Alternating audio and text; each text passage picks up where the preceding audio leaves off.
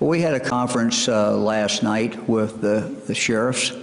Had many of the sheriffs on a conference call. We talked to them about that. Within the next 24 hours, I'm going to have a conference call with chiefs of police. Had a conference call this morning with some of the mayors. And this is kind of the guidance that I think I would give. These orders can be enforced by the local health department, by the local police, by the local sheriff.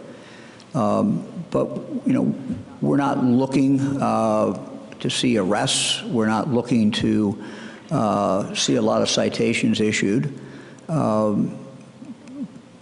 What we're asking people to do, and what we're now telling them to do, is what we have been asking them to do. I would, suspect that if there is a violation and the police are aware of that violation, that they would go and talk directly to the people involved or the person involved. I would assume that they would give that person a warning, and then they would have to make up their mind based on what that person did after that, how to react. But I know that local government is looking at this, mayors are looking at this, police are looking at this. We've now moved from asking to basically telling people this is what it is. It is a violation of the law if they violate it. But it's like anything else in the law. The law is an instructor. The law is a deterrent.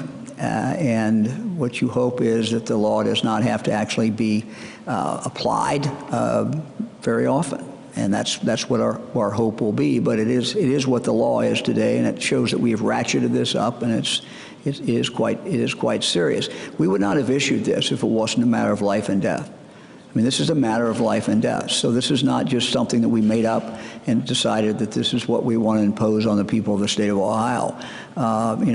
It was with great reluctance that any governor would make an order such as this. But we did it, and we felt it was in the best interest of the people, and it was certainly something that was necessary to protect lives. So potentially some citations or any kind of thing like that? Sure, you could, absolutely. I mean, look, I can't, again, I don't know, individual police officers every day, even when there's no coronavirus, make decisions. And they make decisions about, how they enforce a law and what they need to do.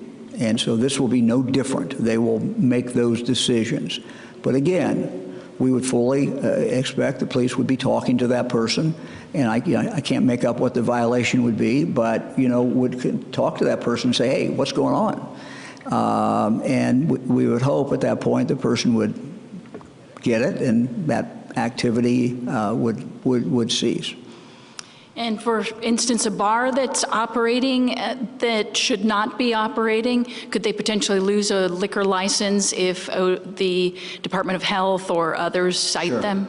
Sure, absolutely. And that's, that is, there you have an administrative action that can take place. Would not necessarily even have to be, a criminal. That could be administratively by liquor control. Might I add something to that, Governor? Just on behalf of the health departments out there, I know there are a lot of small local health departments, very small staffs. I am really begging the people of Ohio to do this on their own. I need my team focused on taking care of the sick and doing that detective work and tracing these things to keep us safe and healthy. I really don't need them having to worry about the order. I need us to do the right thing so that they can focus on the crisis at hand. This is Luis Gill from the Ohio Latino TV, and thank you, Governor, for being proactive in your cabinet, for being proactive on this. Last night you were the second state to have this order, stay home. And the Hispanic community would like to have maybe a little bit more direct in terms of employees, employers, consequences if they feel that it should not be at work and they're being made, even with the employers taking, the distance, the social distance, they still feel that why is it direct if there is a way that they don't want to go to work because of their safety? Are there consequences if they are obligated to go to work or things like that?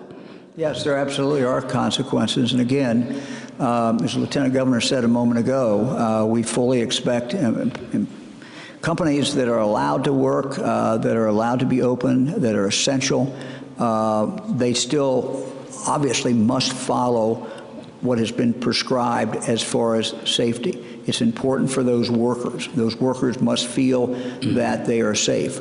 To be safe, that means there's got to be distance. To be safe, that means that the other employees and every employee who comes in, there's got to be a determination that that person is not sick. To be safe, they have to be able to understand that that person gets sent home because they have an illness, and people who have been working around that person need to know about that.